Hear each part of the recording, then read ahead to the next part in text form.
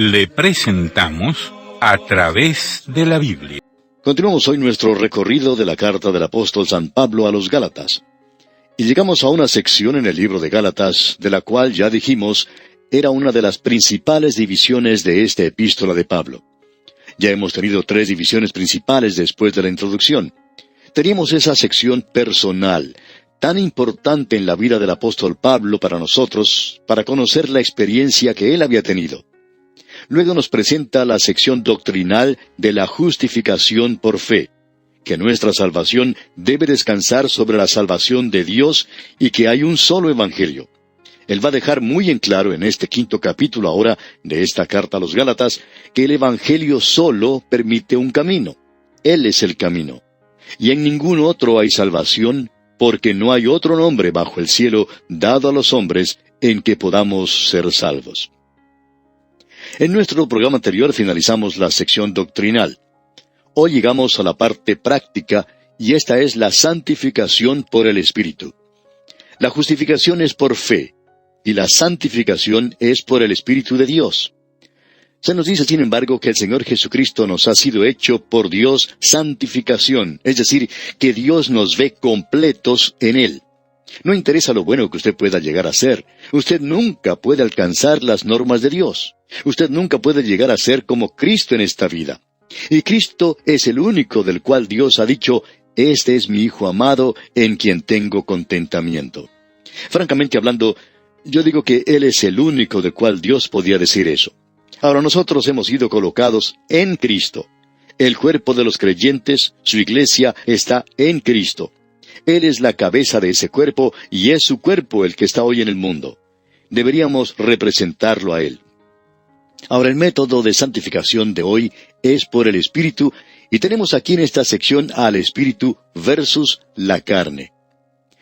Es una vida que uno hace por sí mismo, una vida cristiana, o alguien la tiene que hacer a través suyo. Es el método de Cristo el hacerlo a través de usted. Nosotros aquí tenemos la libertad versus la esclavitud. Cualquier sistema legal lo coloca a usted bajo esclavitud. Usted tiene que seguirlo meticulosamente. Cuando uno maneja un automóvil, por ejemplo, siempre tiene que obedecer las leyes del tránsito.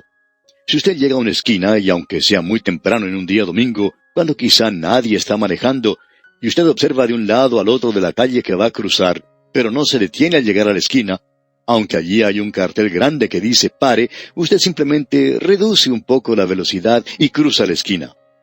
Pero allí se encuentra un policía de tránsito, y él se acerca a su automóvil y le pregunta «¿Ha visto ese cartel?». Y usted le dice «Sí, vi el cartel. Al que no vi fue a usted». «Pues bien», dice el policía, «usted sabe lo que quiere decir ese cartel, ¿verdad?». Y entonces le da a uno una lección allí, algo primitiva. Quizá le dice «pare» quiere decir «pare». Y cuando usted ve un cartel así, usted tiene que parar.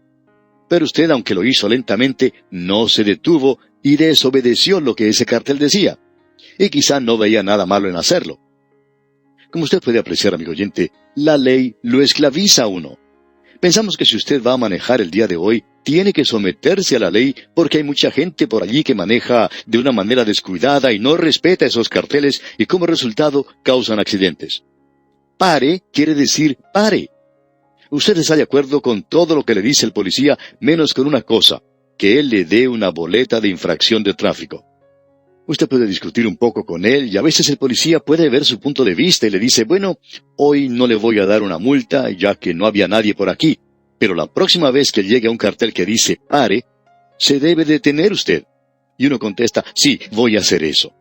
Y después de un incidente como ese, aunque sea un domingo por la mañana, sin ninguna clase de tráfico por esa esquina, usted se detiene porque el cartel dice pare. Ahora, eso es legalismo. Y Pablo comienza con una nota de libertad que nosotros tenemos en Cristo, y en los primeros 15 versículos de este capítulo 5 de su epístola a los Gálatas, su tema es, salvado por fe y viviendo por la ley, perpetra la caída de la gracia. Eso es lo que quiere decir el caer de la gracia, es ser salvo por fe y luego bajar nuevamente al nivel de la ley para vivir. Vamos a ver esto ilustrado al estudiar esta sección. Leamos pues el primer versículo de este capítulo 5 de la epístola a los Gálatas. Estad pues firmes en la libertad con que Cristo nos hizo libres, y no estéis otra vez sujetos al yugo de esclavitud. Ahora, lo que él está diciendo aquí es que nosotros no solo somos salvos por fe, sino que la ley ya no tiene ningún dominio en la vida o en la fe del creyente. Nosotros no tenemos que vivir por la ley. Si la ley entra, o nosotros tenemos que hacer algo, eso quiere decir que Cristo es una maldición. Esa es la razón por la cual es peligroso hacerlo, amigo oyente. Hemos recibido varias cartas cuando hablamos del tema de los dones del Espíritu, y algunas personas decían, ustedes son unos herejes porque niegan esto. Debemos decir que nosotros negamos que eso tenga algo que agregar a la salvación. Cuando usted llega a Cristo, amigo oyente, usted recibe todo lo que Él tiene que darle. Es en Cristo que nosotros tenemos todo, amigo oyente. Y es solo a través de Él que nosotros tenemos salvación y también la santificación, como podremos observar aquí. Y tenemos libertad en Cristo. Nosotros no estamos bajo algún pequeño, insignificante sistema legal. Conocemos a muchos fundamentalistas en la actualidad que se han librado de los 10 mandamientos, es decir, ellos no los utilizan como una ley de la vida, porque pensamos que todos comprendemos que si quebrantamos la mayoría de esos mandamientos en la actualidad, seríamos arrestados por las autoridades locales. No matarás, no hurtarás. Ciertamente un creyente no hace eso. Pero nosotros hemos sido llamados a un nivel mucho más alto para vivir. Ese nivel se encuentra donde está la libertad en Cristo Jesús. Yo tengo libertad en Cristo Jesús, y esa libertad es la regla, la norma por la cual yo vivo. Y no es una regla en sí, sino un principio, y es el de complacerle a Él. Mi conducta debería complacer a Cristo Jesús. No complacerle a usted o a alguna organización, sino complacer a Cristo Jesús. Esa es la libertad que tenemos en el Señor Jesucristo. Veamos ahora los versículos 1 y 2. Leamos el versículo 1 otra vez y pasemos hasta el versículo 2 de este capítulo 5. Estad pues firmes en la libertad con que Cristo nos hizo libres, y no estéis otra vez sujetos al yugo de esclavitud. He aquí, yo Pablo os digo que si os circuncidáis, de nada os aprovechará Cristo. La circuncisión era el distintivo de la ley. Y este distintivo indica, digamos, a qué organización pertenece a usted. ¿Tienen algún distintivo para que usted los utilice? Pensamos que sería muy bueno si los creyentes utilizaran cierto tipo de insignia o distintivo. No nos agrada personalmente eso y cuando vamos a alguna conferencia, convención, bueno, tratamos de evitar la mesa donde están las personas que colocan los distintivos a los asistentes. En realidad no nos gusta utilizarlos, pero quizás sería conveniente que los creyentes lo hicieran porque puede ser que esa sea la única forma en que nosotros podríamos identificarnos como creyentes la mayor parte del tiempo. Pablo dice que si uno se coloca el distintivo de la ley, que es la circuncisión, de nada os aprovechará Cristo, si usted está contemplando otra cosa que no sea Cristo. Esperamos que usted pueda notar las razones para ello, y hay razones lógicas, buenas, básicas, para todo lo que estamos diciendo. Quisiéramos ilustrarlo con un ejemplo casero. Hace varios años surgió cierta propaganda para un tónico, creo que se lo llamaba Alacol, y creemos que ya ha sido retirado del mercado también. No conocemos todos los detalles, pero pensamos que encontraron que ese tónico tenía el 75% de alcohol, y había mucha gente que lo estaba tomando. Había muchos creyentes inclusive que lo usaban y decían, bueno, esto sí que lo ayuda a uno, le hace sentir muy bien. Y con todo ese alcohol uno puede sentir ese efecto, estamos seguros. Así es que ellos estaban tomando este alcohol. Ahora supongamos que usted tiene que escribir un testimonio de que ha tomado alcohol y se lo envía a la gente que lo produce. Había muchas personas entonces que estaban haciendo esto. El testimonio podría decir algo así. Yo he tomado 513 botellas de su medicina y antes de haber tomado esa medicina yo ni siquiera podía andar. Ahora yo puedo correr y casi volar en el aire. La medicina me ha ayudado mucho. Durante el mismo tiempo, yo preparé una medicina de mi propia creación y también tomé de esa botella. Yo pienso que sería bueno que ustedes se enteren de esto. Amigo oyente, con algo así sí que se embarra la cosa. Usted no puede decir ahora si fueron las 513 botellas de alcohol las que lo curaron o si fue esa medicina que usted mismo preparó. ¿Se da cuenta? En el momento en que usted pone alguna otra cosa, uno ya no puede estar muy seguro de cuál fue la que hizo la obra. Así es que, si se le agrega algo a Cristo, tenemos el mismo resultado de nuestro ejemplo. Y eso es lo que Pablo quiere decir aquí. Quisiéramos que usted escuche atentamente lo que Pablo dice. Si os circuncidáis, ese es el distintivo de la ley. Si usted dice que ha hecho algo, o que ha pasado por cierta experiencia, y que eso es su salvación, entonces usted no es realmente salvo, porque de nada os aprovechará Cristo. Él no puede serle de ningún provecho, porque usted ha preparado su propia medicina, y usted no confió ya completamente en Él para su salvación. El Dr. Schaeffer lo decía de esta manera, algo que siempre nos ha causado impresión. Él dijo, yo quiero confiar de tal manera en Cristo, que si algún día, cuando llegue a su presencia, Él me pregunta, ¿por qué estás aquí?, yo le pueda contestar, porque he confiado en ti como mi Salvador. Y entonces Él me dice, bien, eso es muy bueno, y me alegro de que hayas hecho eso, pero ¿qué más has hecho? Bueno, le contesto, no he hecho nada más. Bien, dice Él, tú eres presidente de un seminario bíblico, ¿no quieres mencionar eso? No, no he confiado en eso para mi salvación.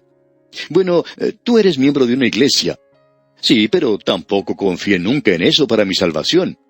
Ahora, tú has hecho muchas cosas buenas, por las cuales has sido felicitado, por las cuales has sido exaltado. Sí, pero nunca me confié en eso. Y el Señor Jesucristo diría, bueno, lo siento mucho, pero no te puedo recibir. Y Él dice, yo quiero confiar en Cristo de tal forma que yo pueda decir, lo siento mucho, y me retiro diciendo, yo solo he confiado en ti como mi Salvador. Amigo oyente, ¿es esa la forma en que estamos confiando en Él hoy? ¿Es esa la forma en la que estamos descansando en el Señor Jesucristo como nuestro Salvador? Pablo lo expresa de una manera muy fuerte, diciendo, yo Pablo os digo. No soy yo quien está hablando, sino Pablo. No es nuestra interpretación propia, sino la de Pablo. Veamos nuevamente el versículo 2. He aquí, yo Pablo os digo que si os circuncidáis, de nada os aprovechará Cristo. Es decir, si usted confía en ese distintivo, si usted confía en la ley, si usted confía en cualquier otra cosa, en lugar de Cristo Jesús, entonces, amigo oyente, no es creyente. No lo he dicho yo, amigo oyente. Por tanto, no nos eche la culpa a nosotros. Ahora, si no es lo que estamos diciendo ahora, esperamos que usted nos escriba y nos diga qué es lo que dice Pablo aquí. Quisiéramos saber si él quiere decir algo diferente, y si así fuera, ¿por qué no lo dijo de otra manera? Esto es lo que él está diciendo. Leamos ahora el versículo 3 de este capítulo 5 de la Epístola a los Gálatas. Y otra vez testifico a todo hombre que se circuncida, que está obligado a guardar toda la ley. Usted se da cuenta que no puede sacar de la ley lo que quiere, especialmente dejar de un lado las penalidades y gran parte del detalle de la misma. Yo estoy muy contento de no estar bajo la ley. No estoy bajo la ley para nada. La libertad con que Cristo nos hizo libres, dice aquí. Yo debo confesar que tengo problemas en complacerle siempre a Él. Estoy seguro que mi conducta no siempre le agrada. Pero Él es a quien yo estoy tratando de complacer. No estoy siguiendo ningún sistema legal. Veamos nuevamente el versículo 3 y pasemos también al versículo 4. Y otra vez testifico a todo hombre que se circuncida, que está obligado a guardar toda la ley. De Cristo os desligasteis, los que por la ley os justificáis, de la gracia habéis caído. Lo que él está diciendo es lo siguiente. Si usted, habiendo sido salvado por confiar en Cristo, se está rebajando a un nivel bajo y viviendo por la ley, entonces ha caído de la gracia. Eso es lo que de la gracia habéis caído quiere decir. Pensamos que es algo mal interpretado, mal entendido en el día de hoy. Había un profesor de un seminario, un teólogo, que decía que el caer de la gracia era una doctrina que los metodistas creían y que los presbiterianos practicaban. Bueno, estamos seguros que la mayoría de ellos la practican en la actualidad. En realidad, esto no quiere decir el caer en algún pecado o en alguna conducta descuidada y que haciendo eso uno pierda el derecho de la salvación y que tiene que ser salvo nuevamente. No tiene ninguna referencia a eso. El caer de la gracia creemos que es lo opuesto a una vez salvo, siempre salvo. Pensamos que esas expresiones son parte de una terminología desafortunada. El caer de la gracia es explicado por el apóstol Pablo en el resto de este capítulo. También él da la respuesta allá en su epístola a los romanos. Pablo, en su carta a los romanos, comienza con el hombre en el lugar de bancarrota total, sin justicia, completamente depravado, inútil, improductivo. El hombre es un pecador ante Dios. Ahora, al finalizar la epístola a los Romanos, usted puede apreciar al hombre al servicio de Dios. A él se le pide que haga ciertas cosas, se le aconseja realizar ciertas cosas, y él está apartado completamente para Dios. Tiene que ser obediente a Dios, tiene que ser siervo de Dios. Ahora, hay dos grandes obras de Dios que están entre el hombre en su condición caída y el hombre en el servicio de Dios. Ahora, ¿cuáles son? La salvación y la santificación. Ahora, la salvación es justificación por fe, como ya hemos visto. Eso es algo que es de suma importancia. La santificación quiere decir ahora que usted ya es salvo, y ello indica que usted tiene que ocuparse en algo. Quiere decir simplemente que usted está llegando a un nuevo nivel de vida. Ahora usted ha sido salvo. Creemos que uno de los engaños más grandes en la vida cristiana es que hoy el servicio es algo esencial, que usted tiene que ocuparse inmediatamente en algo. Usted sabe que la iglesia primitiva estaba más preocupada con la vida de la iglesia, y esa vida era un testimonio ante el mundo. En la actualidad nos hemos olvidado de eso. El mundo de afuera mira a la iglesia y la deja de lado, y también mira a los creyentes y nos deja de lado. ¿Por qué? Porque, honradamente hablando, nosotros estamos siempre ocupados allá, repartiendo folletos, importunando a la gente, y no tenemos una vida para respaldar eso. Nosotros necesitamos hoy una vida que pueda respaldar eso, y debemos conocer por experiencia esas cosas. En lugar de tratar de hacer lo bueno, tendríamos que vivir agradando a Dios en todo, presentando un testimonio de verdaderos hijos de Dios. Luego, si lo somos, entonces vamos a estar haciendo lo bueno, amigo oyente. Creemos que hay más acerca de la santificación en la epístola a los Romanos y aquí en esta epístola a los Gálatas que en cualquier otra parte. Ahora, ¿cómo hace Dios bueno a un pecador salvado? Pues bien, Él nos ha dado una nueva naturaleza. ¿Puede entonces el pecador cumplir con la ley? No, enfáticamente no. Él ha sido llamado a un plano superior. Ahora, esto no quiere decir que él pueda quebrantar la ley, sino que ha sido llamado a un plano superior. No hay nada de bueno en la vieja naturaleza. Pablo descubrió eso, y también descubrió que no hay poder en la nueva naturaleza. Pablo dijo en cuanto a la salvación, yo sé que en mí, esto es, en mi carne, no mora el bien. Pero él también halló allá en Romanos, porque el querer el bien está en mí. Y luego él exclama, como un hombre salvo, miserable de mí. Él no está temiendo perder su salvación. Es un creyente más bien derrotado, y Dios da un nuevo principio. Este nuevo principio que nosotros vamos a encontrar aquí en este capítulo 5 de la Epístola a los Gálatas es el fruto del Espíritu. Viviendo la vida del creyente por este método, para algunos creyentes es algo tan inalcanzable como vivir por allá en la luna. Ellos nunca esperan poder vivir allí, ni siquiera han oído de eso. Ellos aceptan la posibilidad como una teoría, y estamos hablando de una vida más allá, en un planeta distante. Debemos decir, amigo oyente, que esa es la vida que Él quiere que nosotros vivamos, por fe en la actualidad. Salvos por gracia, nosotros debemos vivir por gracia. Vamos a ver esto en más detalle, Dios mediante, en nuestro próximo programa. Nos detenemos aquí por hoy, ya que nuestro tiempo ha llegado a su fin. Confiamos en que usted nos volverá a sintonizar en la continuación de este estudio de la carta del apóstol Pablo a los Gálatas. Mientras tanto, deseamos a usted una vida de estrecha comunión con Dios. Continuamos hoy nuestro estudio del capítulo 5 de esta epístola a los Gálatas. Y vamos a comenzar leyendo el versículo 5. Permítanos recordarle, amigo oyente, una vez más que estamos en una sección que trata de la santificación por el Espíritu. Estamos en esta muy maravillosa sección donde se nos dice cómo debemos vivir como creyentes en Cristo. Y Pablo nos da en esta sección un modus operandi, digamos. En primer lugar, él nos muestra que salvos por la fe y viviendo por la ley, perpetra la caída de la gracia. Notemos ahora al seguir adelante en el capítulo que Pablo continúa con este pensamiento. En el versículo 5 de este capítulo 5, Pablo dice, «Pues nosotros, por el Espíritu, aguardamos por fe la esperanza de la justicia». La esperanza de fe que él menciona aquí es la única referencia profética en toda la epístola. Esto es muy destacado porque en todas las cartas del apóstol Pablo, él tiene algo que decir acerca del rapto de la iglesia, o algo que decir acerca de la venida de Cristo a este mundo a establecer su reino. Pero todo lo que dice aquí es, aguardamos por fe la esperanza de la justicia. Esta es una de las razones por la cual estamos seguros que Martín Lutero y los demás de la Reforma dedicaron tan poco tiempo al tema de la profecía. Después de todo, ellos no vivían en los días en los cuales estamos viviendo nosotros en la actualidad. Ellos tenían una preocupación diferente. Para ellos, el tema principal era el asunto de la salvación, porque la salvación había sido oscurecida bajo una gran cantidad de ritos y muchas obras de la carne. El Evangelio estaba siendo oscurecido en gran manera. Y luego Martín Lutero leyó esta epístola a los Gálatas y descubrió lo que era el Evangelio.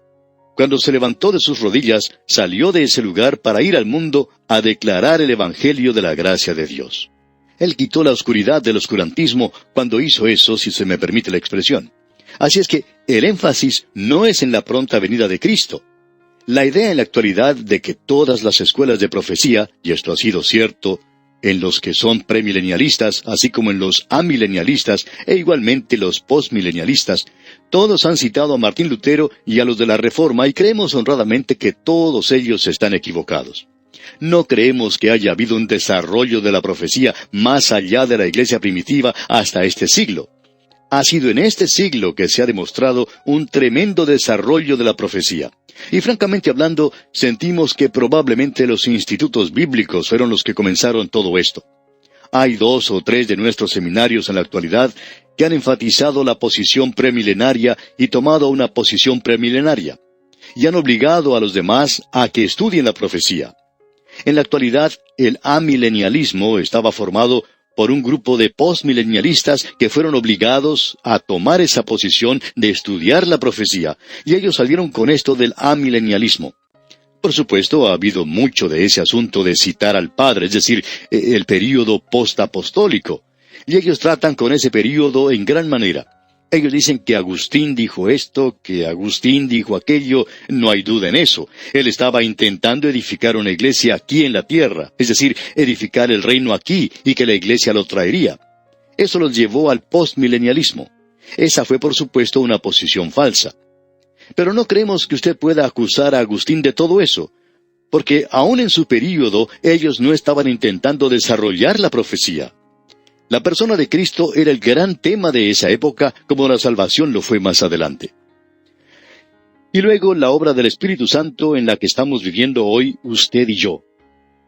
La razón por la cual pensamos que aquí tenemos solamente esta única referencia es porque Pablo está tratando con el Evangelio aquí y con la vida cristiana. Eso es lo principal en esta epístola.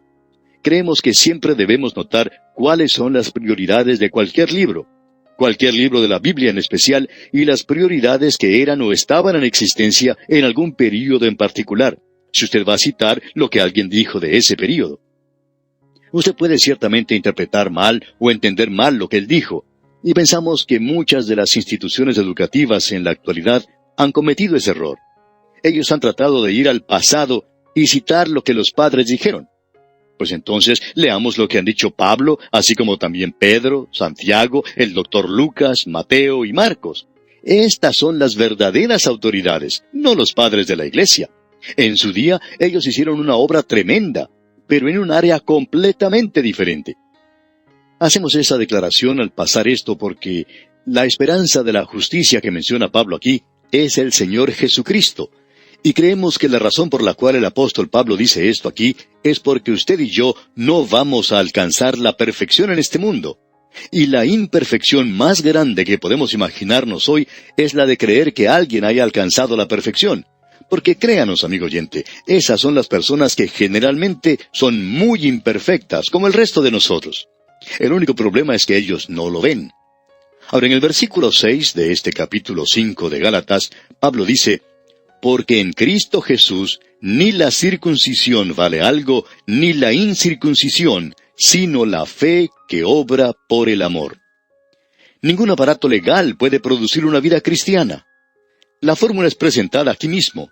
Es un símil muy sencillo, tan sencillo que pasa desapercibido para el teólogo. La fe que obra por el amor. Esa es la manera de vivir la vida cristiana. La fe obrará por el amor, ¿no es cierto? El amor será el fruto del Espíritu Santo. Ahora, en el versículo 7 de este capítulo 5 leemos: vosotros corríais bien. ¿Quién os estorbó para no obedecer a la verdad? Lo que Pablo está diciendo aquí es lo siguiente.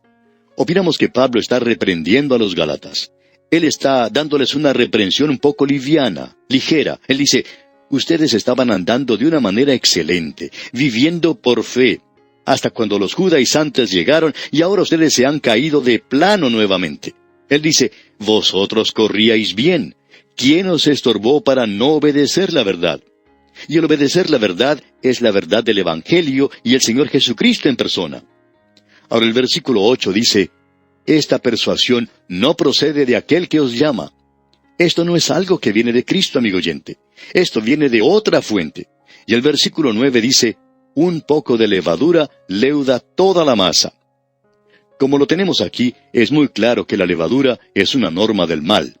Permítanos agregar a eso que, según entendemos nosotros, en toda la Biblia, en el Antiguo como en el Nuevo Testamento, la levadura es siempre una norma o un principio del mal, y fue dado de esa manera.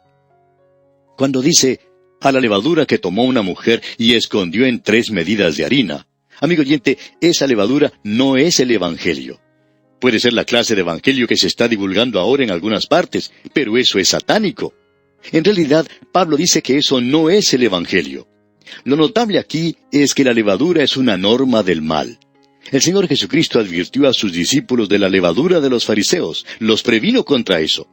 Y creemos que nosotros debemos ser advertidos o prevenidos en la actualidad contra la levadura del legalismo. Es algo terrible. Eso es lo que quiere decir el llamar a Cristo una maldición. El decir que cuando Él murió en la cruz por mí hace más de 2000 años, Él no me dio una salvación completa. De que yo tengo que ir al Espíritu Santo para poder obtener algo más. Y que yo debo tener una experiencia y buscar algo más para obtener el resto que falta. Amigo oyente, yo lo he recibido todo, absolutamente todo en Cristo Jesús. Luego yo puedo tener experiencias después de eso, pero siempre tiene que regresar al Señor Jesucristo. Él es el que nos ha traído nuestra salvación. Pablo nos advierte sobre esta clase de levadura que es algo malo. El Señor Jesucristo dijo que la mujer podía tomar la levadura y esconderla en el Evangelio. Y creemos que eso es lo que está sucediendo en la actualidad, que hemos leudado el Evangelio. Eso quiere decir que el pan o la masa es la palabra de Dios y el Evangelio, y que en ello se ha escondido la levadura. Ahora eso hace, por supuesto, que el pan sea sabroso. Quizá usted ha observado a un panadero cómo hace un pan, y usted ha visto cómo antes de introducirlo en el horno, deja la masa afuera un rato para que se levante. Luego la toma y la pone en el horno, pero ya tiene la levadura. Y después saca las hogazas de pan y uno las toma y las saborea. Les pone un poco de mantequilla, un poco de miel o mermelada y... ¿no es cierto que no hay nada mejor que eso? Este es uno de los mejores postres que uno se pueda imaginar. Pues bien, usted puede apreciar entonces que hay mucha levadura que está siendo colocada en el Evangelio para hacerlo más sabroso para la gente. Porque el hombre natural gusta del pan leudado. Es muy sabroso para nosotros, pero se nos advierte que no hagamos eso. Veamos ahora el versículo 10. Yo confío respecto de vosotros en el Señor, que no pensaréis de otro modo, mas el que os perturba llevará la sentencia, quien quiera que sea. Pablo estaba creyendo que los Gálatas, en última instancia, iban a rechazar la enseñanza de los judaizantes. Él dice aquí que él tenía confianza en que ellos iban a ponerse de pie nuevamente y que iban a sacar su cabeza de entre las nubes y que iban a comenzar a regresar al Evangelio que había sido predicado antes a ellos. Usted puede ver que esto era una intrusión, que alguien había colocado esa levadura. Y en el versículo 11 leemos, y yo, hermanos, si aún predico la circuncisión, ¿por qué padezco persecución todavía? En tal caso, se ha quitado el tropiezo de la cruz. Esto es algo importante de notar, amigo oyente. Él dice, si aún predico la circuncisión, ¿por qué padezco persecución todavía? El predicar algo para agregar al Evangelio lo hace aceptable. El Evangelio por sí mismo no es aceptable para el hombre natural. Hemos oído de gran cantidad de personas que dicen, y pensamos que este ha sido el gran valor de la radio, dicen que ellos nos pueden sintonizar. Ahora mismo, usted puede tomar el botón de su radio y terminar con este programa. Puede apagar su radio. Reconocemos eso, pero no vamos a recortar el mensaje porque sabemos algo más. Hay muchas personas que dicen, un momento, Yo puedo apagar este receptor en cualquier momento si no me gusta lo que él está diciendo. Pero yo no puedo lograr mi salvación, ya que mi religión no me ayuda para nada. Tengo ganas en realidad de darle un puñetazo en la nariz a ese señor. El doctor J. Vernon McGee, quien es el autor de estos estudios bíblicos, contaba que un hombre le dijo en cierta ocasión que él pertenecía a una religión y que comenzó a escuchar los programas. Y dijo que si él hubiera podido alcanzar al doctor McGee, le hubiera dado un buen puñetazo en la nariz. Este oyente refería que en el programa, el doctor McGee insistía en afirmar que él era un pecador y que él era tan religioso como se podía ser. Es decir, que este hombre que escuchaba era tan pecador y tan religioso como se podía ser, que estaba en la iglesia prácticamente todos los días, y que luego un día, a esto el doctor McGee le interrumpió y le dijo, bueno, ¿y por qué no apagó el receptor? Así se podía haber librado de nosotros. Pero este hombre contestó, bueno, yo quería oír lo que iban a decir más adelante, porque todo me parecía una locura. Bueno, amigo oyente, sigue escuchando. Quizá el Espíritu de Dios pueda hacer también por usted lo que hizo por ese otro hombre. Él hará que el Señor Jesucristo llegue a ser algo real para usted. Cuando Él sea algo real y verdadero, como lo fue para este hombre, que cuando se acercó al Señor Jesucristo tuvo una conversión maravillosa. Debemos decir que el predicar el Evangelio en la actualidad antagoniza a la gente. Y Pablo dice, si yo le estoy agregando algo al Evangelio, ¿por qué padezco persecución todavía? Luego dice, en tal caso se ha quitado el tropiezo de la cruz. Ahora, ¿cuál es ese tropiezo de la cruz? No es un tropiezo intelectual, aunque tiene algo de eso. Tampoco es un tropiezo o una ofensa estética, aunque eso es para algunas personas. Lo que Pablo está diciendo aquí es que este tropiezo de la cruz hace que usted y yo lleguemos a ser como pordioseros. Nosotros tenemos que acercarnos a la puerta del cielo y aceptar una limosna.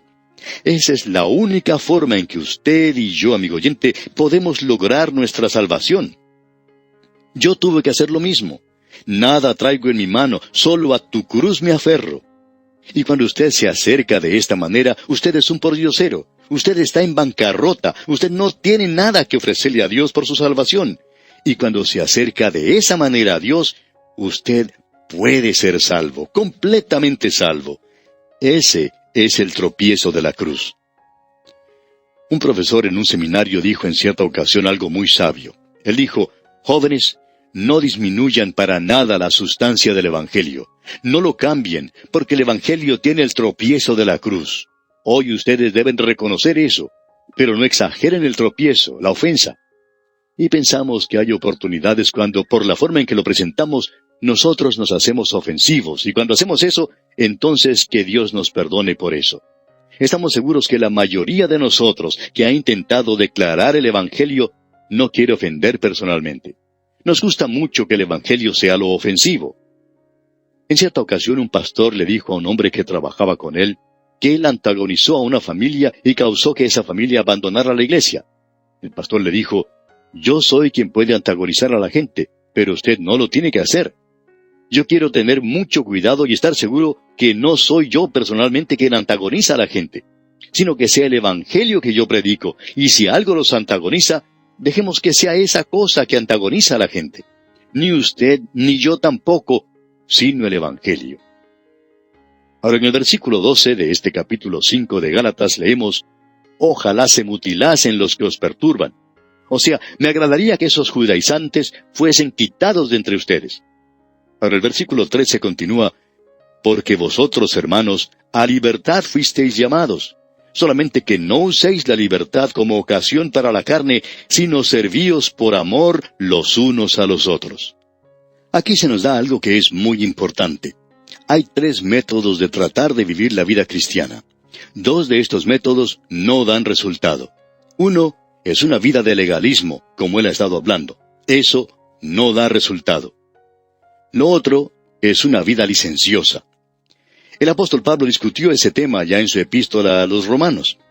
Ahora que nosotros somos salvos por gracia, ¿quiere decir eso que debemos continuar en pecado? Y Pablo da una respuesta enfática diciendo, en ninguna manera. Usted no puede vivir en pecado y ser creyente. Ahora usted puede caer en pecado, pero va a salir de allí. El hijo pródigo entró a una pocilga, pero él no se quedó a vivir en ese lugar. Él salió de allí. Por lo tanto, la vida del creyente no es una vida de legalismo y tampoco es una vida licenciosa. ¿Qué es entonces?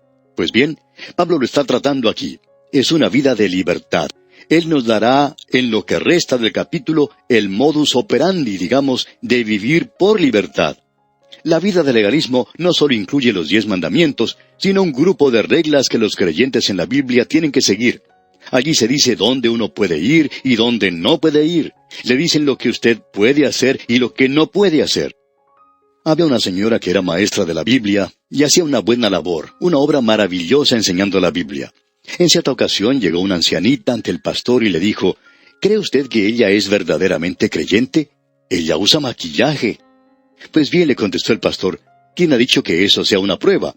Creemos que esa mujer está viviendo bajo libertad. Quizá esté usando un poco más de maquillaje, pero cuando uno llega a su edad, bueno, quizá uno lo aplica un poquito más espeso que lo que hacía antes. Por lo general, no creo, dijo el pastor, que eso ayude mucho, pero ella tiene libertad en Cristo. El que coma o deje de comer carne no lo va a encomendar a uno ante Dios. Lo mismo se puede decir si usa o deja de usar maquillaje. En realidad, hay algunas mujeres que lucen un poquito mejor con eso. Y otras que, a decir verdad, lucen peor por usar demasiado. Y de todos modos, yo no soy ninguna autoridad en eso. Esa no es mi obra, el de tener que decirle a la gente cosas por el estilo. Nunca he predicado sobre eso. Ahora, el apóstol Pablo está diciendo aquí que uno puede cumplir con todas estas cosas y aún no vivir la vida del creyente. ¿Sabía usted, amigo oyente, que usted puede cumplir con cada uno de los mandamientos y seguir todo lo que los fundamentalistas han dicho que deberíamos hacer en la actualidad, y aún así no estar viviendo la vida cristiana? Vamos a ver lo que es eso antes de terminar con este capítulo. Allí tenemos a los antinómicos o contradictorios que piensan que pueden hacer como les plazca y aún vivir la vida cristiana. Estos son un extremo, como lo son los legalistas. La vida cristiana no es ninguno de ellos. Es libertad en Cristo. Pablo reduce todo esto a una simple declaración. Luego él va a ampliar lo que quiere decir. Leamos ahora el versículo 14. Porque toda la ley en esta sola palabra se cumple. Amarás a tu prójimo como a ti mismo. ¿Y cómo vamos a lograr eso en nuestras vidas, este asunto del amor?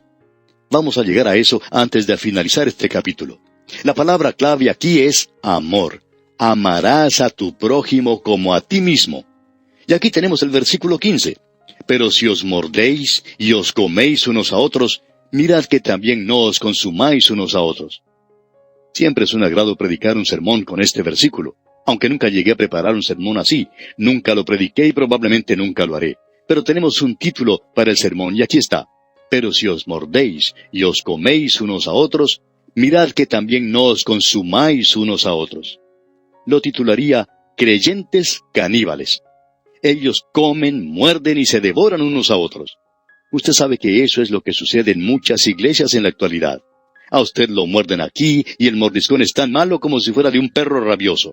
No hay nada que uno pueda tomar como medicina. No se puede utilizar ningún suero antirrábico. Uno simplemente tiene que sufrir bajo eso porque hay muchos perros enajenados en la actualidad. Ellos lo muerden y lo devoran a uno. Desafortunadamente, el mundo ha dejado de lado a la iglesia y sentimos mucho que haya hecho eso. Hay muchas personas muy buenas en nuestras iglesias, y hay algunos predicadores maravillosos también en muchas naciones. Pero ¿sabe usted que las vidas de algunos creyentes son un obstáculo para que los de afuera entren a ciertas iglesias? Sabemos de eso.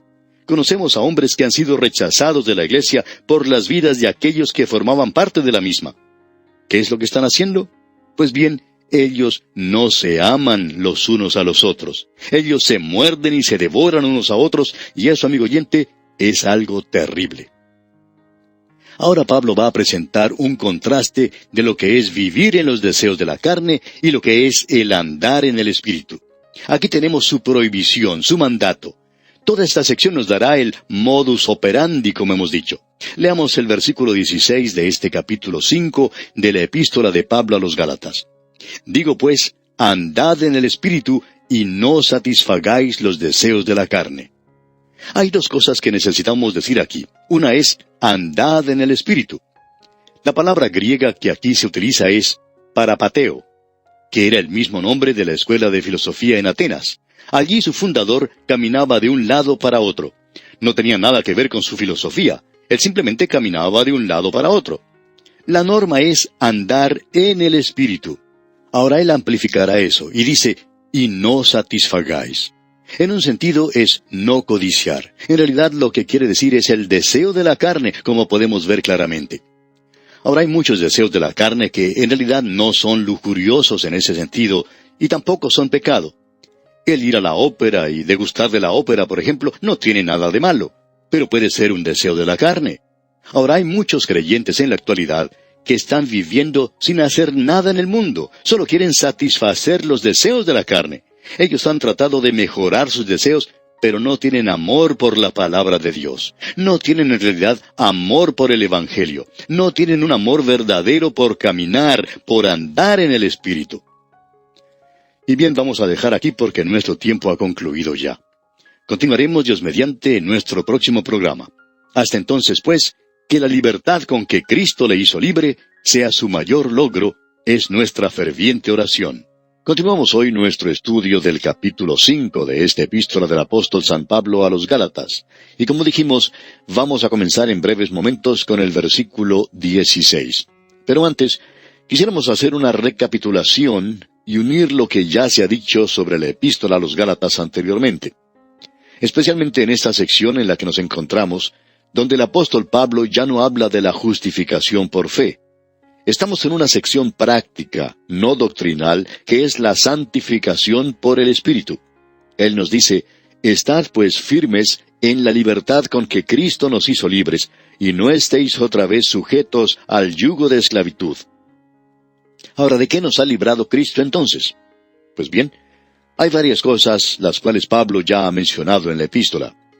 En el primer capítulo, él dice en el versículo 4, «El cual se dio a sí mismo por nuestros pecados, para librarnos del presente siglo malo, conforme a la voluntad de nuestro Dios y Padre».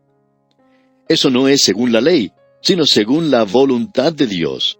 Él quiere librarnos de este presente siglo malo. Él nos ha libertado, por tanto, en la actualidad, de este mundo malo. Usted no tiene que servirlo. Luego nosotros somos librados de lo que somos por naturaleza. En el capítulo 2, versículo 20, usted recordará, leímos, «Con Cristo estoy juntamente crucificado». Eso tuvo lugar hace más de 2000 años. «Y ya no vivo yo». ¿Cómo vivo entonces? «Mas vive Cristo en mí, y lo que ahora vivo en la carne, lo vivo en la fe del Hijo de Dios, el cual me amó y se entregó a sí mismo por mí». Usted puede apreciar lo que esto significa. Ya no vivo yo, mas vive Cristo en mí. Usted y yo no podemos vivir la vida cristiana, pero Cristo la puede vivir en nosotros. Esa es una hermosa libertad que se nos ha dado en el presente. Ahora Dios nos ha librado también de la maldición de la ley. Allá en el capítulo 3 de esta epístola a los Gálatas, versículo 13 leemos, «Cristo nos redimió de la maldición de la ley, hecho por nosotros maldición, porque está escrito, maldito todo el que es colgado en un madero». Así es que nosotros somos librados de cualquier juicio de la ley, de cualquier condenación, y hemos sido librados de la ley misma, porque allá en el capítulo 4, versículos 4 y 5 se nos dice, «Pero cuando vino el cumplimiento del tiempo, Dios envió a su Hijo, nacido de mujer y nacido bajo la ley, para que redimiese a los que estaban bajo la ley, a fin de que recibiésemos la adopción de hijos». Nosotros hemos sido liberados de todas estas cosas. Hemos sido liberados de un sistema que Israel tuvo por miles de años. El apóstol Pedro, hablando de esto ante el concilio de Jerusalén, allá en el capítulo 15 del libro de los Hechos de los Apóstoles, al describirlo dice que nosotros ni nuestros padres hemos sido capaces de cumplir. Nosotros no pudimos hacer eso. Ahora Cristo nos ha librado de nuestras ofensas y hemos resucitado con Él. Hemos sido salvos para que en los siglos venideros, como Pablo dice a los Efesios, para mostrar en los siglos venideros las abundantes riquezas de su gracia en su bondad para con nosotros en Cristo Jesús. A través de toda la eternidad vamos a hacer una demostración ante el universo creado por Dios de la gracia de Dios. Y Él lo hace todo, porque si no, no llega a ser gracia, como bien puede darse cuenta usted. Imagínese usted allí en la eternidad, allí está la iglesia, y sobre ella la siguiente inscripción. todos estos son demostración de la gracia de Dios, excepto Samuel Montoya, por ejemplo. Él fue a la escuela dominical y no perdió ninguna clase por 12 o 15 domingos, y eso lo ayudó a él en su salvación, o él pagó sus deudas, o algo por el estilo. Eso es una tontería, amigo oyente. Usted va a estar allí para hacer la demostración de su gracia, de la gracia de Dios, y nada de lo que usted y yo podamos hacer entrará en eso. Esa es la ofensa, el tropiezo de la cruz, de lo cual Él nos habló aquí. Que el tropiezo de la cruz habrá terminado. En realidad, la cruz de Cristo es una ofensa a todo lo que es orgullo para el hombre. Es una ofensa para su moralidad porque le dice a él que sus obras no lo pueden justificar. Es una ofensa para su filosofía porque su atracción es a la fe y no a la razón. Es una ofensa a la cultura del hombre porque sus verdades son reveladas a los niños. Es una ofensa a su sentido de casta, de raza, porque Dios elige a los pobres y a los humildes. Es una ofensa a su voluntad porque le pide un sometimiento incondicional. Es una ofensa a su orgullo porque demuestra la gran pecaminosidad del corazón humano. Es una ofensa para mí mismo porque me dice que yo debo nacer de nuevo. Como usted puede darse cuenta, amigo oyente, era casi un insulto para ese fariseo Nicodemo, ese hombre que se llegó de noche a Jesús, el decirle a él, una persona tan religiosa como era, que debía nacer de nuevo. Esa es la razón por la cual muchos ministros que están predicando el nuevo nacimiento en la actualidad se meten en problemas con algunos de los miembros de su congregación. Ellos no quieren nacer de nuevo. Ellos piensan que ya son lo suficientemente buenos. Es un insulto para ellos. La cruz es una ofensa, es un tropiezo, pero no creemos que debemos magnificar más eso. Ahora Pablo dice aquí que nosotros fuimos llamados para ser libres. Solamente que no uséis la libertad como ocasión para la carne. Eso es lo que el Evangelio de gracia hace por el creyente. ¿Y qué es? Pues bien, usted no puede hacer lo que quiere hacer. Es gracia, no ley, lo que nos libera de hacer lo malo y nos permite hacer lo bueno. La gracia no nos deja en libertad para pecar, sino que nos libera del pecado. El creyente debería desear complacer a Dios, no porque lo debe complacer a Él como un esclavo, sino porque es un hijo y quiere complacer a su padre. Él hace lo que Dios quiere, no porque teme el hacer otra cosa, como si Dios fuera su enemigo, sino porque quiere hacerlo, porque Dios es su amigo. Dios es el único que le ama. Él sirve a Dios no porque exista alguna presión de afuera, como la ley, sino porque existe un gran principio, una norma adentro, la misma vida de Cristo que está dentro de nosotros porque le amamos. Él dijo, si me amáis, guardad mis mandamientos. Siempre nos hemos preguntado algo sobre esto. Supongamos que uno de sus apóstoles le hubiera dicho, no, nosotros no te amamos. Pensamos que el Señor le hubiera contestado, entonces olvídate de los mandamientos. Toda la base, el fundamento, es una relación de amor con Él. La ley nunca nos puede llevar a esa posición. Es negativo para empezar, tiene una bondad negativa, y esa es la clase de bondad que muchas personas tienen en la actualidad. Ah, si solo pudiéramos convencer a muchos de nuestros hermanos en estos días. Su bondad negativa es una bondad legalista. Usted puede decir, yo no hago esto, yo no hago aquello, pero ¿por qué lo hace? Conocemos a muchos creyentes que se pueden levantar y decir, bueno, yo no voy a los bailes, yo no voy al cine. Ellos podrían decir eso y mucho más. Podrían decir también, yo no voy a la iglesia los domingos por la noche, y tampoco voy a la iglesia los días de semana. Eso lo sabemos porque nunca los hemos visto en esas reuniones. Amigo oyente, permítanos decirle que la ley solo presenta una bondad negativa. Nunca se eleva a la esfera de una bondad positiva donde uno hace las cosas para agradar a Dios por el mismo amor de complacerle. Él quiere que nosotros le sirvamos en esa base. Y eso nos lleva al tema de hoy. Leamos ahora sí el versículo 16 de este capítulo 5 de la epístola del apóstol San Pablo a los Gálatas. Digo pues, andad en el Espíritu y no satisfagáis los deseos de la carne. Esa palabra andad proviene de parapatao. Quiere decir el caminar de un lado para otro. El principio es andando en el Espíritu. Él no nos está diciendo aún cómo hacerlo, pero Él nos está presentando este gran principio. Y Él dice aquí que si nosotros andamos por ese principio, no vamos a satisfacer el deseo. Y esa palabra deseo tiene aquí una connotación mala. Pero en realidad no tiene eso en el idioma griego. Pablo dice que hay muchos deseos de la carne que no son malos en sí, pero que ellos pueden ocupar el lugar de aquello que es espiritual. Conocemos a muchos creyentes que están completamente enredados en alguna actividad especial o un hobby que los mantiene alejados de la palabra de Dios. Conocemos a creyentes que pasan mucho tiempo adorando ante esa pequeña caja de idiotas, como la llaman algunos, y que es la televisión. Ahora, no quiero que me entienda mal, amigo oyente, yo miro la televisión y no estoy bajando ninguna ley que diga que no puedo mirarla. Pienso que es bueno poder ver los noticieros, así como también algunos programas documentales, y de vez en cuando alguna película que no sea mala. Pero usted tiene que comprender que eso es el deseo de la carne. Si lo está alejando a usted, apartándolo de las cosas espirituales, entonces se constituye en algo malo. Ahora, en el versículo 17 de este capítulo 5 leemos: porque el deseo de la carne es contra el espíritu, y el del espíritu es contra la carne, y estos se oponen entre sí, para que no hagáis lo que quisiereis. Porque el deseo de la carne, podemos agregar aquí una palabra, lucha. Podemos decir, porque el deseo de la carne es una lucha contra el espíritu, y el del espíritu es luchar contra la carne, y estos se oponen entre sí, para que no hagáis lo que quisiereis. Amigo oyente, esto es muy, muy importante. En realidad debemos decir que esto tiene suma importancia, y es necesario que veamos lo que se está diciendo aquí en particular. Tenemos aquí que la carne lucha contra el espíritu, y el espíritu lucha contra la carne, y estos se oponen entre sí, para que no hagáis lo que quisiereis, dice Pablo. Un creyente tiene una nueva naturaleza.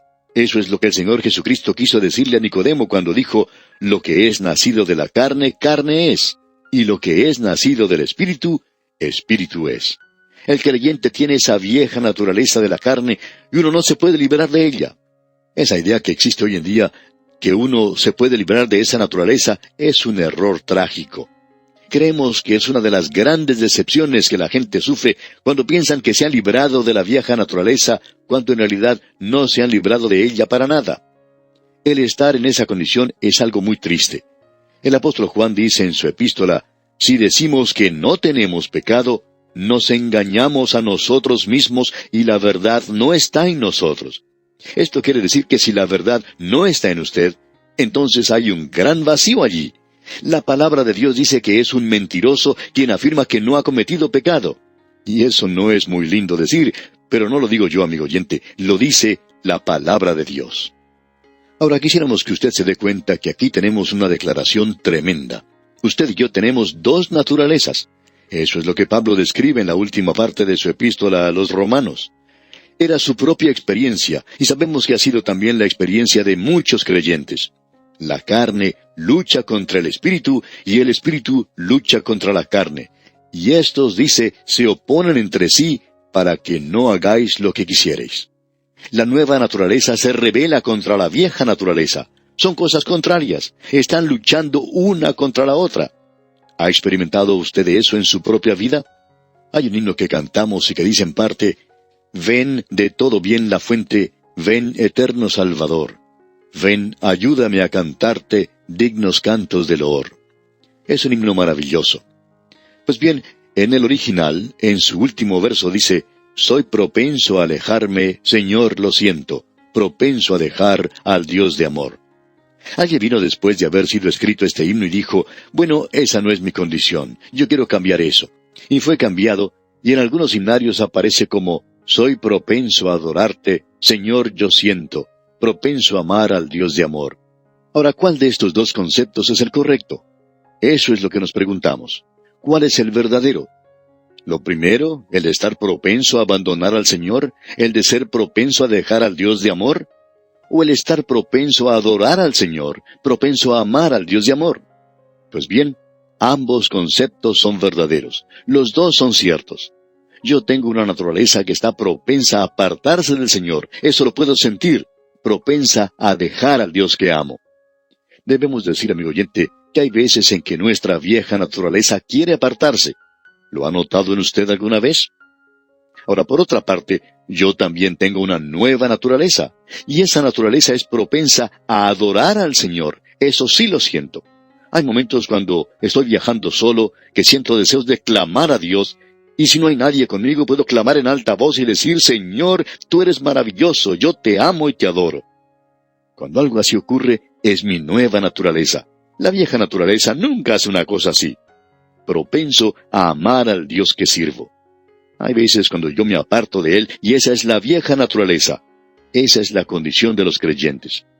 A veces uno puede escuchar a algunas personas que dicen, bien, yo no sé decir si estoy andando en el Espíritu o no. Sí, amigo oyente, usted puede saberlo. No se engañe a sí mismo con esto.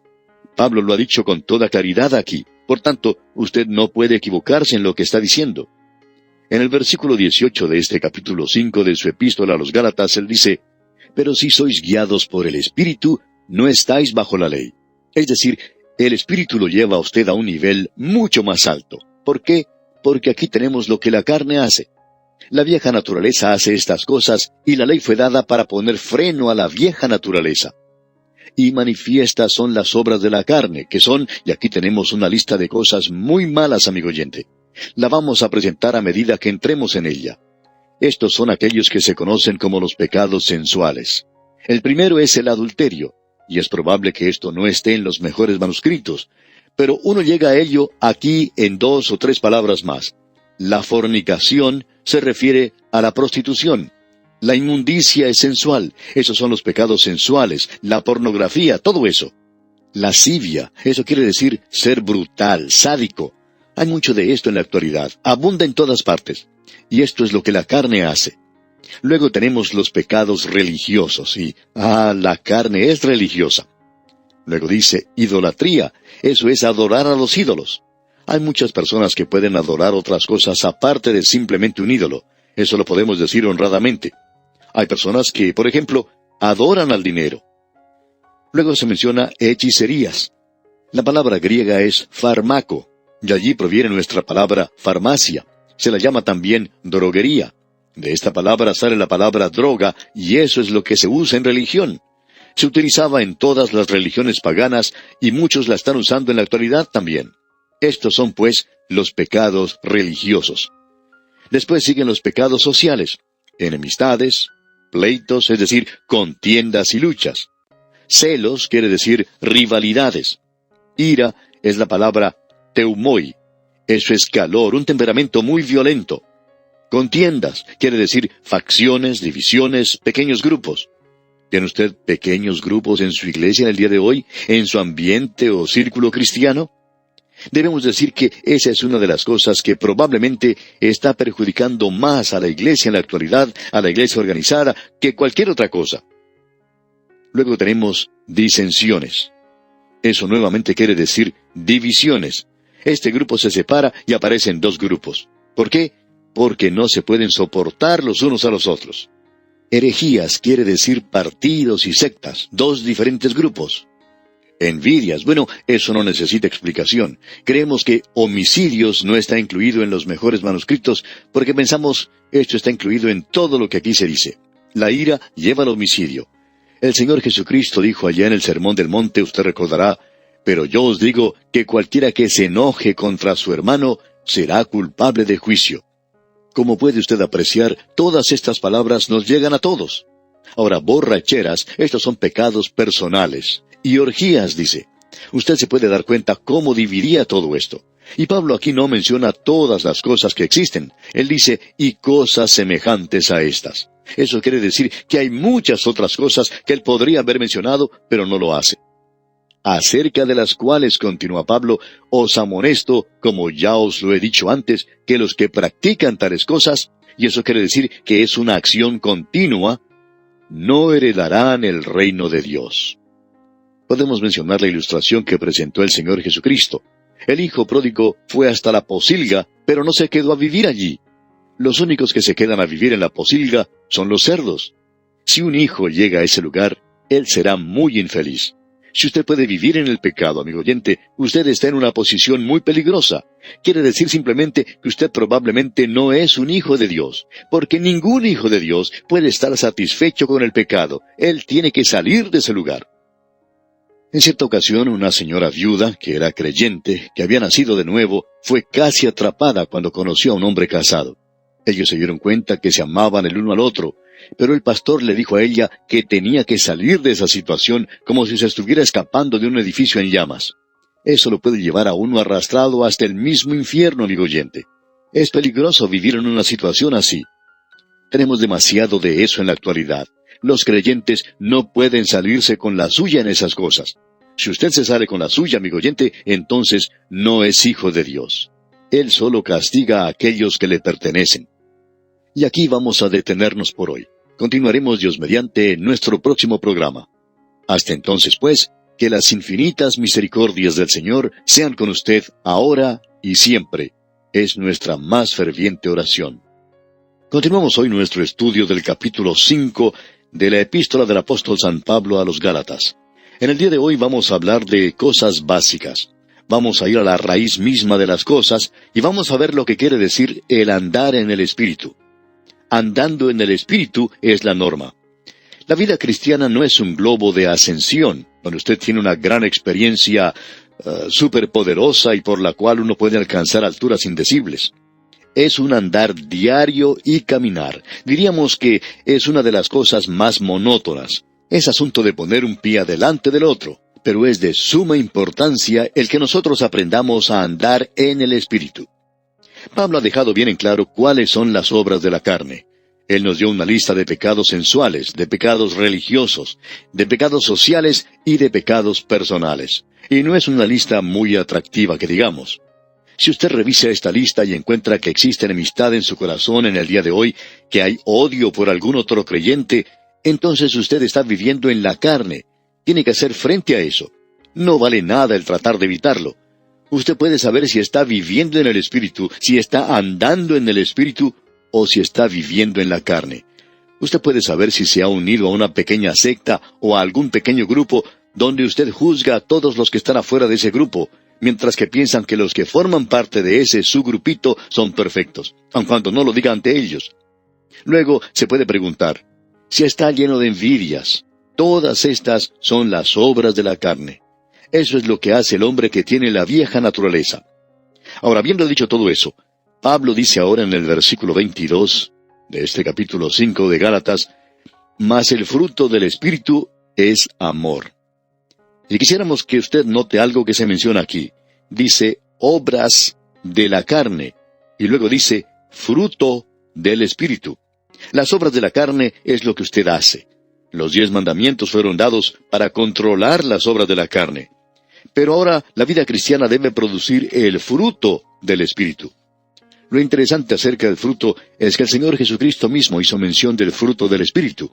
Usted encuentra eso allá en el capítulo 15 del Evangelio según San Juan. El Señor Jesús dijo que sin Él nosotros no podíamos hacer nada. Fruto es lo que Él quiere. Él quiere fruto y mucho más aún. Su deseo es que nosotros traigamos buena simiente. Usted recuerda en la parábola que Él mencionó de traer el 30%, el 60% y el 100%.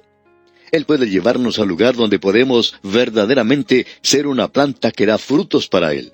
O deberíamos decir, una rama en la vid. Y luego tenemos un racimo de uvas. O tiene diferentes clases de fruto aquí. Ahora el Señor Jesucristo tenía mucho que decir acerca del fruto del Espíritu.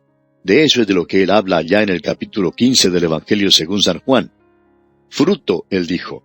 Y el fruto es producido por el Señor Jesucristo utilizando el Espíritu de Dios para producir fruto en nuestras vidas. Él quiere vivir su vida, la vida de Él, a través de nosotros. Esa es la razón por la cual insistimos en decir que a usted nunca se le pide que viva la vida cristiana.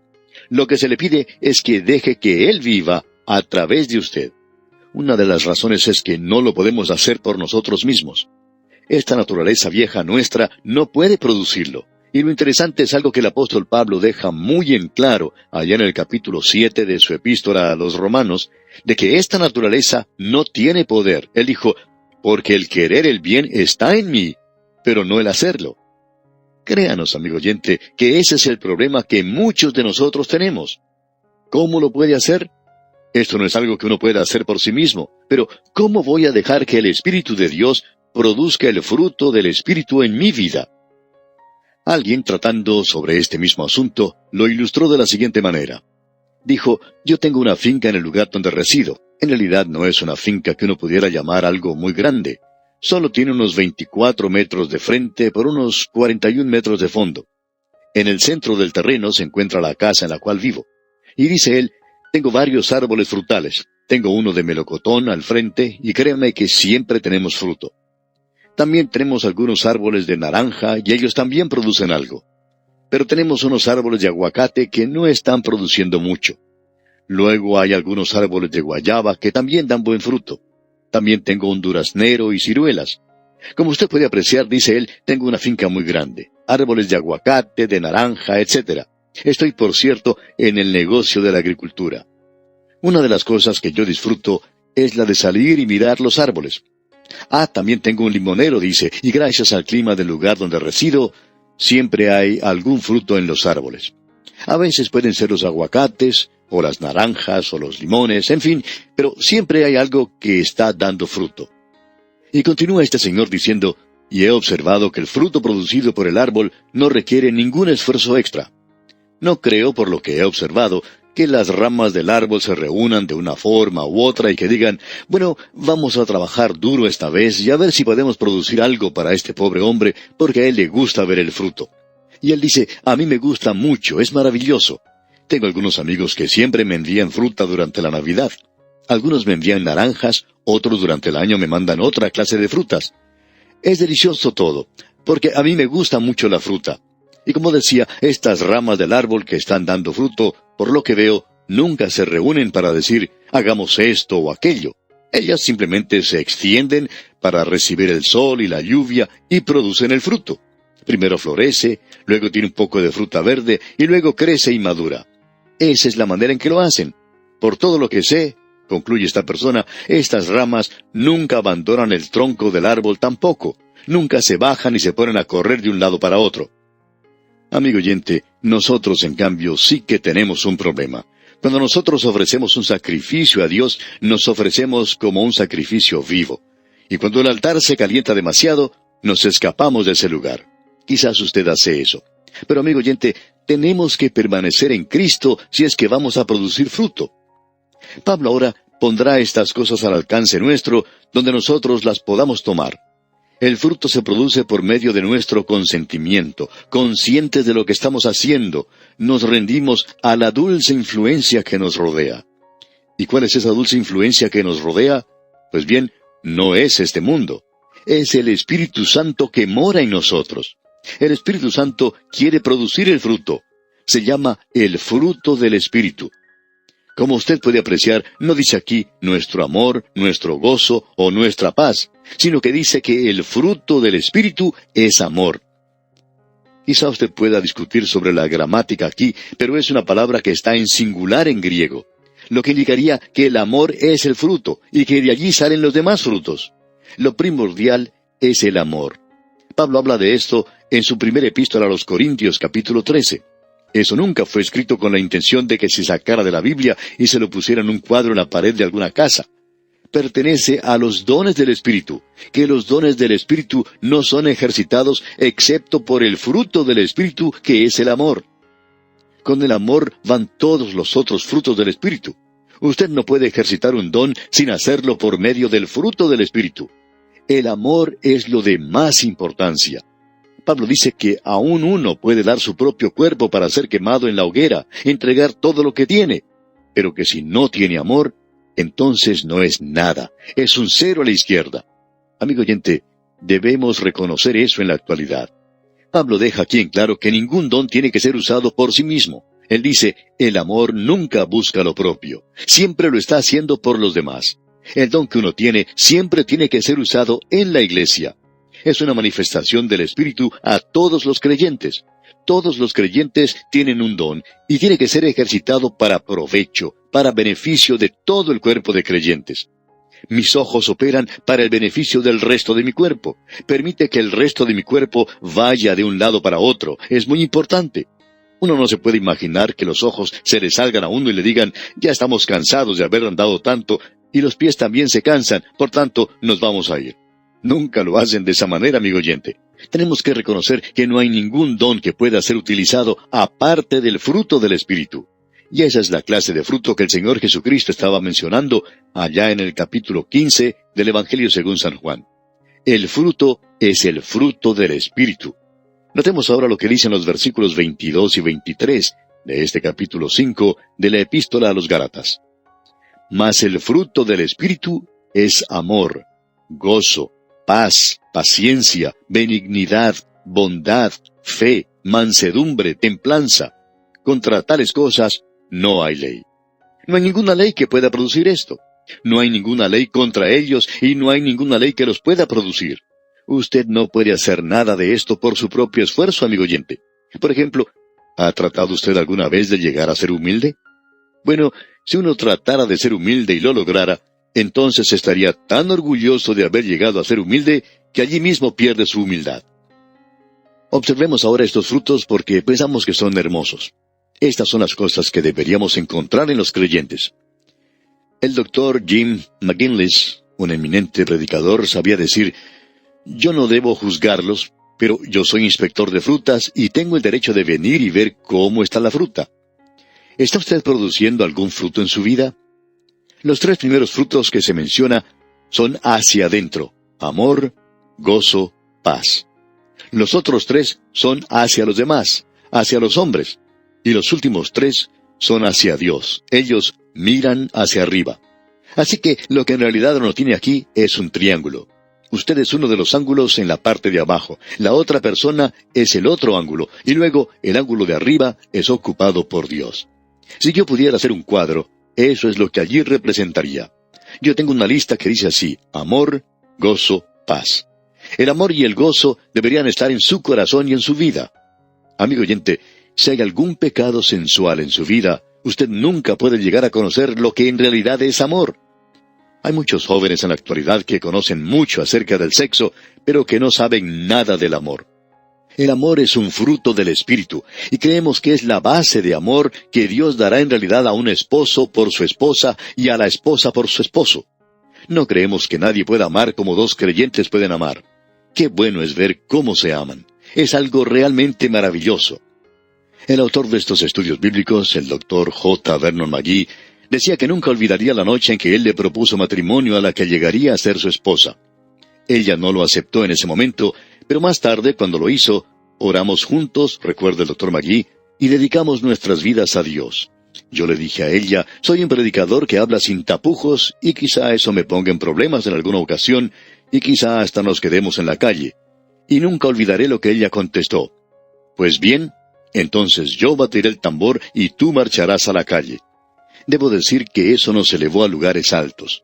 Y más adelante, continuaba el Dr. McGee, cuando perdimos a nuestro primer hijo, no quería yo que fuera el médico el que le dijera nada a mi esposa de este infausto acontecimiento. Fui yo quien le dijo lo que había pasado y lloramos juntos. Luego también oramos. Y hay algo que sucede cuando uno actúa de esa forma y luego hay gozo, verdadero gozo. Amigo oyente, el Señor Jesucristo dijo que usted puede tener gozo, que puede ser feliz. Nos agradaría ver mucho más de esto en las iglesias en la actualidad. El mundo afuera tiene todo lo que llama la hora feliz, donde venden licor. Ellos no parecen muy felices cuando entran al lugar, pero salen aparentemente felices después de haber bebido un poco. Son un montón de bebedores, si se me permite la expresión. Eso no es gozo. El apóstol Juan dice en su primera epístola, capítulo 1, versículo 4, «Estas cosas os escribimos para que vuestro gozo sea cumplido». Amigo oyente, para que usted pueda disfrutar realmente de la vida. ¿Se está divirtiendo usted el día de hoy? Esperamos que si lo hace, lo haga como creyente. Luego tenemos paz. Esa es la paz de Dios. La religión nunca puede darle eso a usted. Solo Cristo Jesús puede darle paz. Y es una paz bien profunda. El apóstol Pablo dijo: «Justificados pues por la fe, tenemos paz para con Dios por medio de nuestro Señor Jesucristo». Luego se menciona otras cosas. Notemos esto: paciencia. Tenemos que ser pacientes, tener buen temperamento.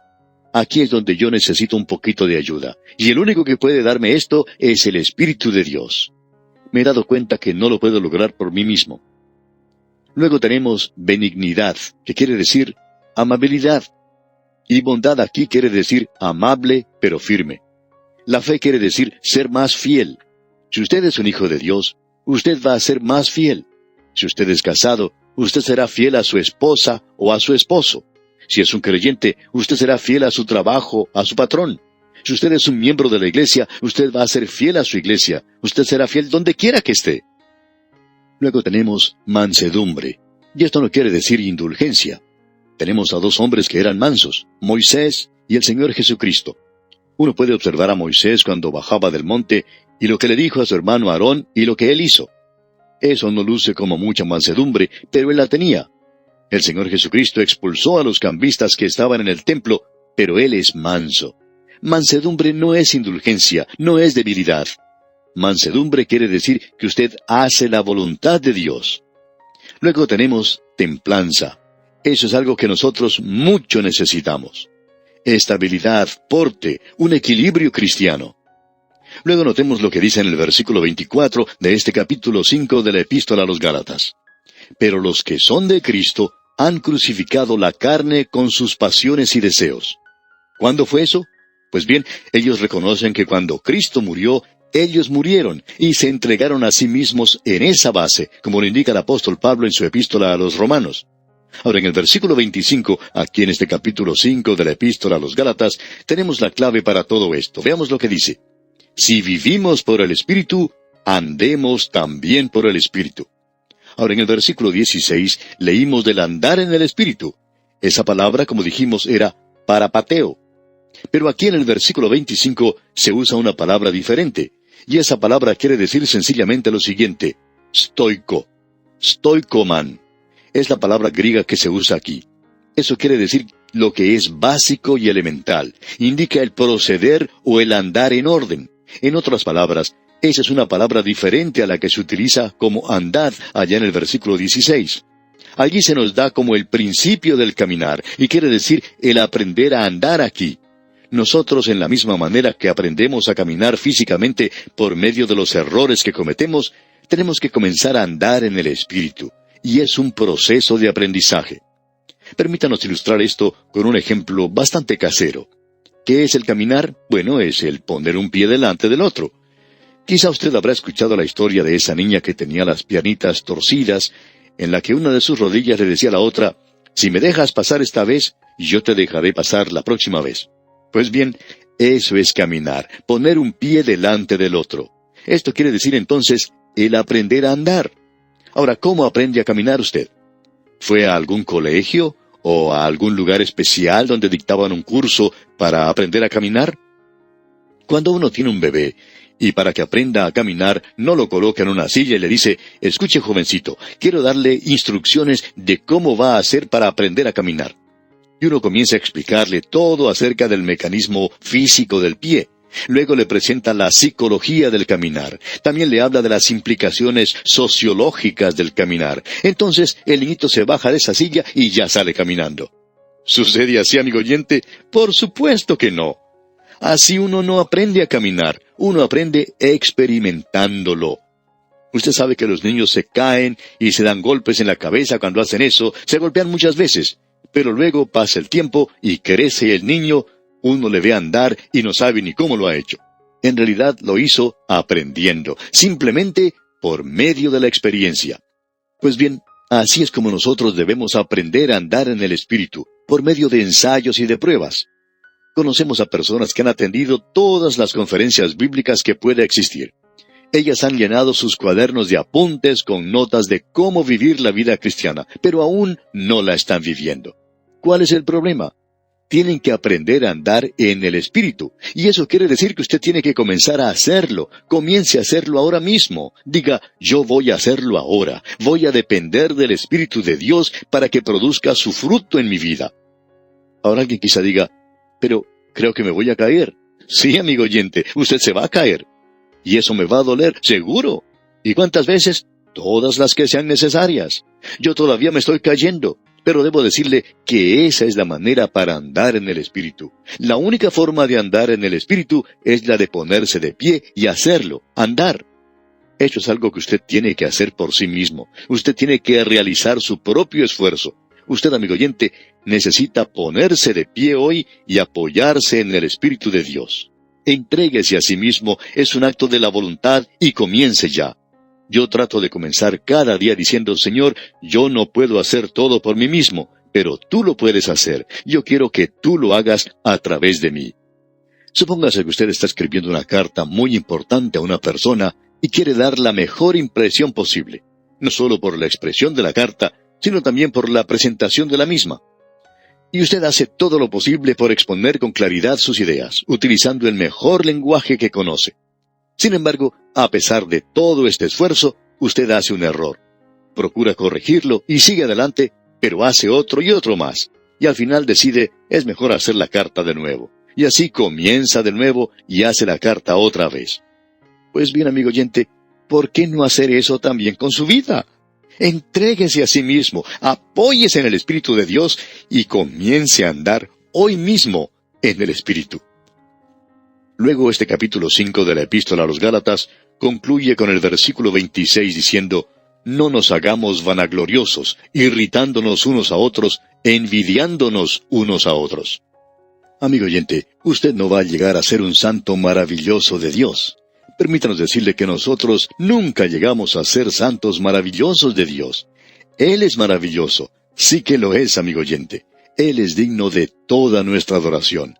Actuemos como pequeños bebitos y comencemos hoy mismo. Eso es lo que Él quiere que hagamos. El versículo continúa, irritándonos unos a otros. No irritemos a los demás. O envidiándonos unos a otros. Mejor que tampoco hagamos eso. No debemos hacerlo, amigo oyente. Debemos andar en el Espíritu hoy. Quiera Dios ayudarle a usted en esta tarea tan grande. Y así concluimos nuestro estudio de este capítulo 5 de la Epístola del Apóstol San Pablo a los Gálatas. Dios mediante, en nuestro próximo programa, entraremos en el capítulo 6. Le invitamos, pues, a acompañarnos. Hasta entonces, amigo oyente, que la presencia del Señor en su vida sea su más preciado tesoro, es nuestra ferviente oración.